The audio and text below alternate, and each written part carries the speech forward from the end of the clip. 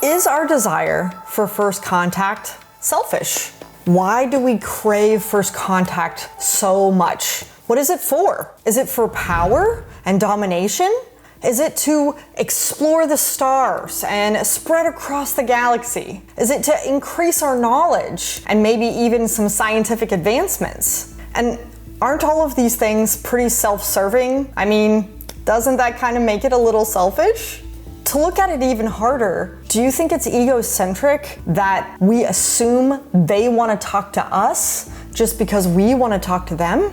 These are all questions that I've been thinking about a whole lot lately. The seed was planted in my brain by a book I read a couple of months ago, and that was The Sparrow by Mary Doria Russell. And ever since this book, it's just been pervasive in, it seems like almost every book I pick up. I come up with more and more ideas and thoughts about these questions. I'm hoping that a lot of these things can become more clear with more reading and also with a lot of discussion. So I really want you guys to come over to my Discord channel where I'm going to be opening a whole channel just about first contact. This is a first contact book that is the first one that I had ever encountered that really started us in a backwards place. So on page 1, we meet our main character Emilio, who is a Jesuit priest who is being discharged from the hospital in really bad shape. He's the only survivor of a mission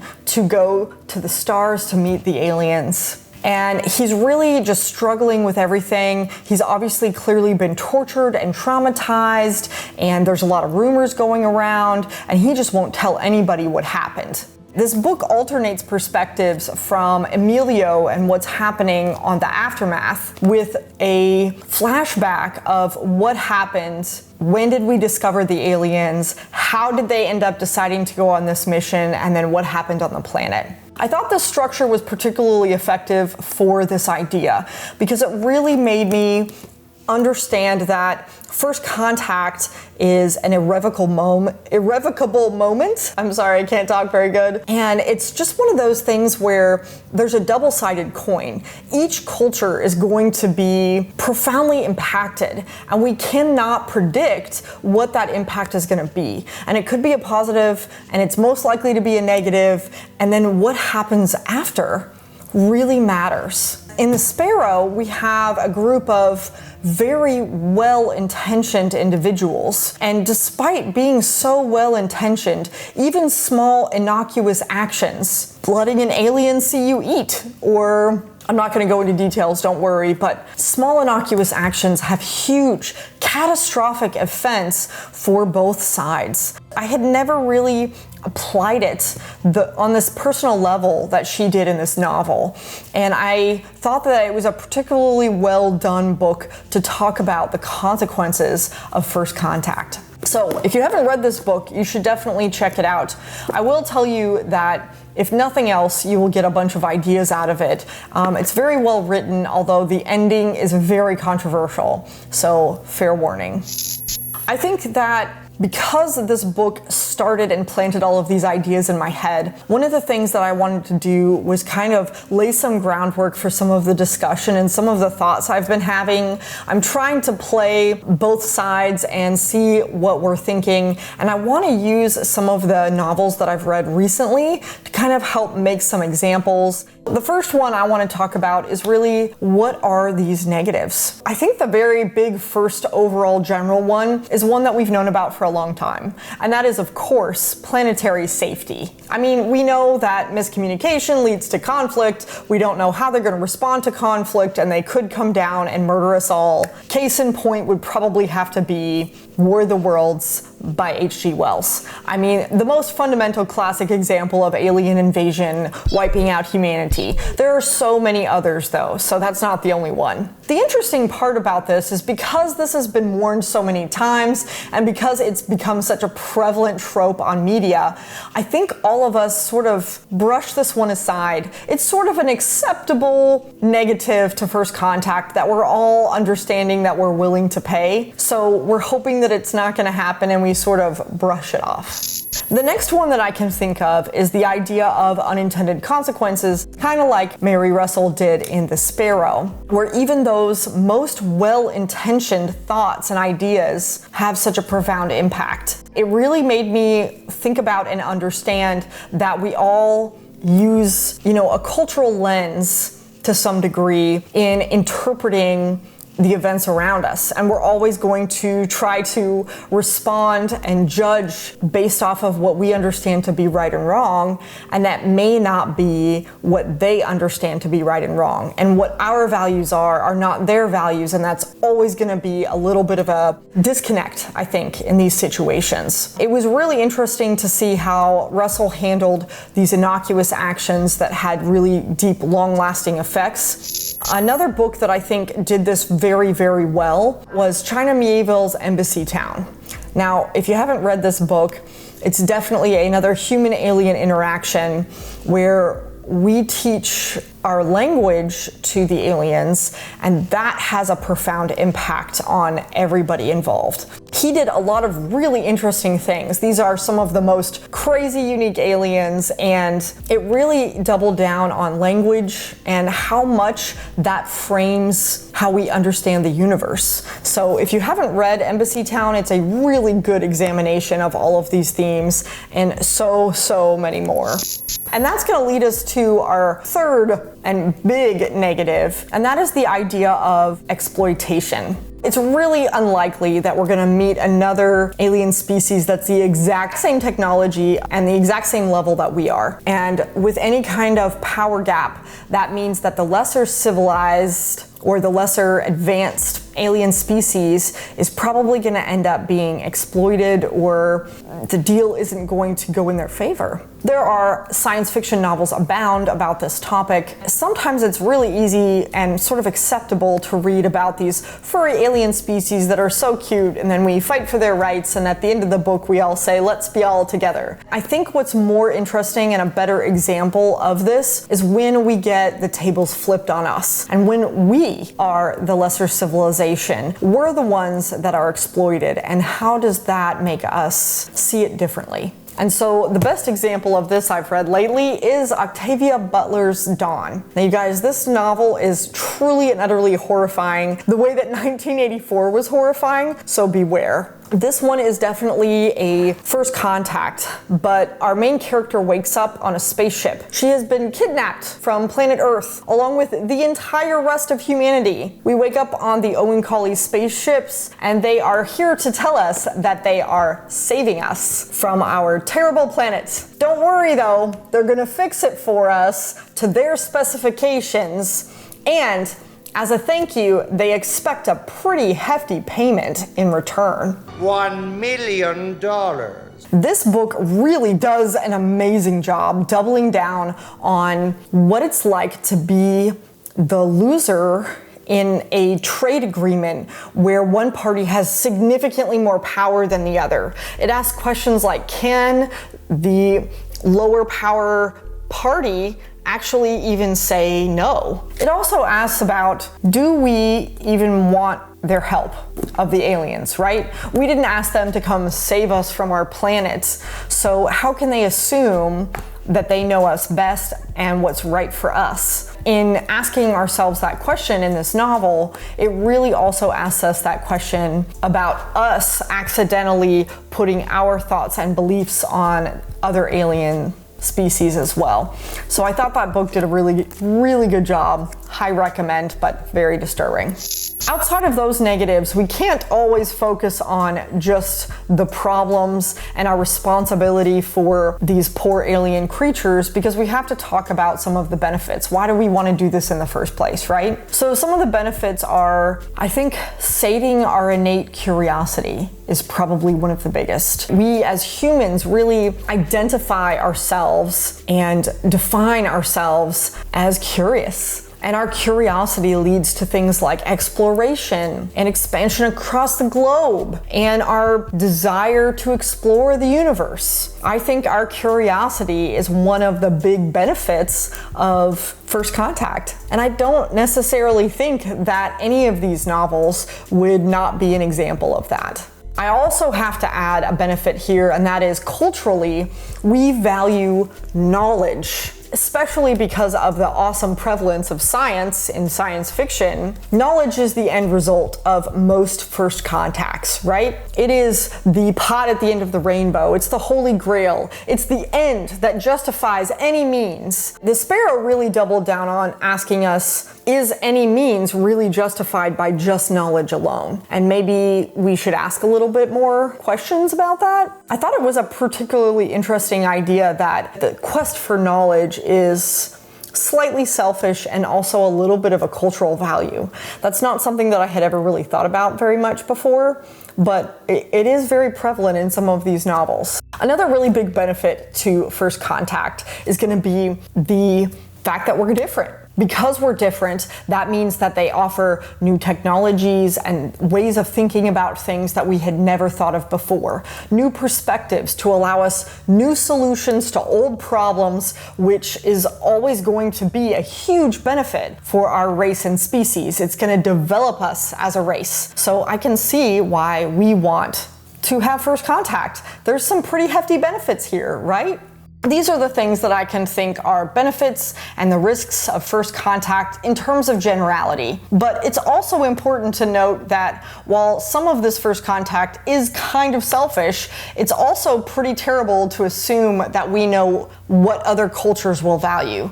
And since we haven't encountered them, how can we think about First Contact other than being selfish? So I decided to look a little bit harder into some of the science fiction books that I love reading and seeing what kind of possible solutions they have to offer. I've come up with 4 possible solutions and maybe plus or minus a 5th. The first solution that I can think of to trying to not screw things up with First Contact is to abstain from First Contact completely. As in, don't make First Contact. Observe, become the UFOs that we suspect might be out there, but be very quiet and slow with it. Make sure we understand them before we start with First Contact. And I would say that the best example of this is going to be one that I grew up with, and that's Star Trek's Prime Directive. The interesting part about the Prime Directive and Star Trek in general is that if you watch any amount of it on any generation show, they violate the Prime Directive like every episode at least. It's kind of one of those things where it points out that abstaining from First Contact is going to be very difficult because despite rules and regulations, we all have individuals. All of the individuals are going to accidentally blunder and cause First Contact in the first place. I don't think that we don't have a suave enough technology, I would say, to make it easy for us to very easily and quietly observe an alien species without being detected. I'm sure that technology might come along, but as of right now, I'm not sure that this is a viable solution to our problem, as demonstrated by Star Trek. The next solution is to maybe only allow certain individuals access and maybe super hyper regulate it, to put on the white gloves, if you will, and just make it all about knowledge and really make sure that we set up the appropriate rules. That's gotta work, right? Overregulation always works. One of the best examples of this that I have read is Orson Scott Card's Speaker for the Dead. Now this is the second in the Ender's Game series, so you do have to read Ender's Game first. But in this novel, we encounter a second intelligent alien species, and we try not to make the mistakes that we made the first time around. So we decide to very heavily regulate what's happening, and we're only allowed to tell them certain aspects of our culture and what we do, trying to not let them see our technology and any of that kind of stuff. And as you can imagine, that doesn't exactly foster trust. Now, I'm not going to ruin this novel and tell you about what happens at the end, but suffice it to say that it is a really good, detailed exploration as to what that would look like and what the end result could result in. Did you like that? End result could result in? Yeah, we're going to keep that. The next solution to this problem might also be just fixing all of our problems. Since our problems seem to follow us everywhere we go and we don't want to taint other alien cultures, maybe we could just figure out how to obtain cultural competency here on Earth, how to accept individuals, how to think outside of our own beliefs and understandings. This sounds like a great idea, right? This idea is one that's, again, very prevalent, especially in modern science fiction today. However, the example that I want to use here is Arthur C. Clarke's Childhood's End. Now, you knew this one was going to be here, right? Because, I mean, come on. This book is one of my favorite first contact novels, and it's one of the first classic science fiction books I ever read. And in this one, we do have and finally have obtained the elusive world peace situation. But we only obtained it because we were forced to. It actually causes some unforeseen results that turns out to be maybe this isn't a good idea after all. And again, I'm not going to ruin this book for you, but I do want you to know that maybe curing all of our problems isn't actually an attainable goal as much as we think it is. Why do we think that we're ever going to be a perfect race? And for that matter, are they going to be a perfect race? And aren't they going to infect us with some of their problems too? The fourth possible solution is the idea of cooperation or symbiosis. It's this idea that we band together against a third-party threat, whether it be another alien civilization that won't be interested in cooperation, or maybe it's the idea of some sort of catastrophic event, like their sun and our sun are going to die out, or be sucked into a black hole, or we both have to share the same habitable planet. Whatever the case is, there could be some kind of way to unite the species to force us to work together. There's also the idea that survival alone isn't enough. And I think one of the more interesting ones that I've read recently is the book Semiosis by Sue Burke. In this book, we have an entire generation of humans, multiple generations actually, who eventually have to stay on an alien planet, and they discover that the alien planet is already inhabited, but not by what they expected. And the only way they can survive is to try to be friends with this alien species. And as you can imagine, that might be harder than we thought. Now, that book is a really good example of some really interesting ways that humans and aliens can create some sort of symbiosis. However, that really is very species dependent. I mean, let's be real. If the aliens don't need us and yet we need them, that's going to be a problem. And if they're not willing to work with us for that planet or saving our sun and they're just going to go off and save their sun, this could be a big problem. So this depends so highly on the specific species, whether the circumstances are helping to get cooperation, that kind of stuff. So I'm not sure that this is exactly the best idea, especially because the symbiosis that we could create could be pretty disastrous for us, as we see in The Day of Triffids by John Wyndham. In this book, we definitely see that the aliens need us, but not in a way that we ever want to repeat. So there are lots of species-dependent specific solutions that we don't know about yet because we haven't met them. So that does it for my 4 solutions. I can't really get comfortable with not finishing this out with at least one big idea. And that is, even if humanity is selfish, and even if we're egocentrically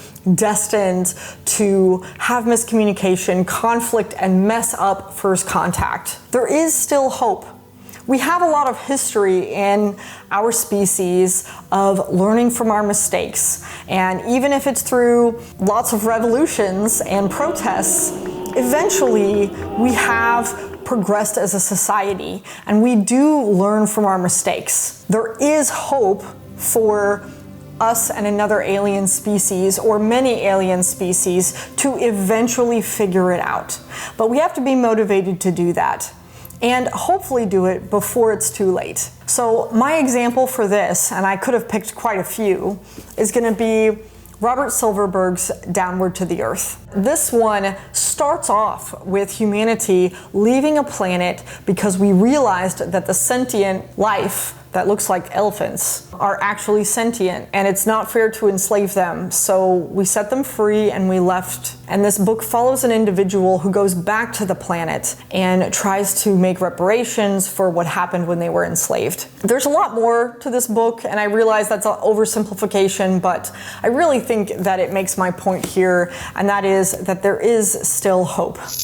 I want to go ahead and finish off this discussion with the disclaimer yet again that I haven't read every First Contact book ever. But if you have any ideas of the things that I have left out, please come over and chat with us or leave me a comment down on Discord. I want this to be an open and ongoing conversation. Until next time, you guys.